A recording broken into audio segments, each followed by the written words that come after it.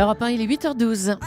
Banque Populaire Gestion Privée, votre expert en stratégie patrimoniale vous présente l'édito éco. Thomas Soto. 4,4%, c'est donc le chiffre du jour et ce sera même celui de l'année, celui du déficit budgétaire. Bonjour Nicolas Barret. Bonjour Thomas. Il ne reculera pas cette année et pratiquement pas l'an prochain. Il n'y a rien à faire. La France n'arrive pas à les réduire, ces fichus déficits.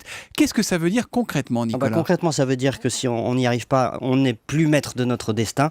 C'est un peu comme si on perdait une part de notre souveraineté. Et dans ces cas-là, que se passe-t-il ? D'autres se chargent de prendre les décisions à notre place. D'autres, c'est-à-dire Bruxelles, par exemple, qui peut nous obliger à prendre à mettre en œuvre des réformes et des mesures d'économie. Et puis, oui, alors ça peut arriver, c'est le cas ultime. On n'en est heureusement pas là. Mais surtout, nos créanciers aussi peuvent durcir les conditions qu'ils nous font actuellement. Bon, mais ce dérapage, Nicolas, soyons pas hypocrites, c'est pas vraiment une surprise. C'est pas une surprise, mais c'est grave parce que la parole de la France n'est plus crédible. Je rappelle que quand François Hollande a été élu, il avait promis de ramener le déficit à 3% en 2013, à 0 en fin de mandat en 2017. On ne sera même pas à 3% en 2017, on sera sans doute au-delà. Et au passage, quand un pays ne tient pas sa parole et laisse filer ses déficits et sa dette, c'est sa parole sur la scène internationale qui est atteinte. Et finalement, c'est la force de sa voix en politique étrangère qui est atteinte. On ne tient pas notre rang. Et puis, deuxièmement, on avait pris des engagements. On avait demandé en 2013 à nos partenaires d'accepter 2 ans de plus. On est en 2014, on leur redemande encore 2 ans de plus.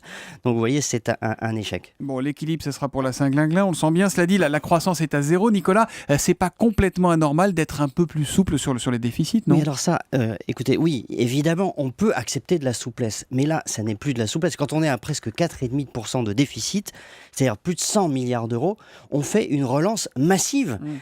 Keynes est au pouvoir aujourd'hui en France. Il faut arrêter de croire qu'on est dans la rigueur.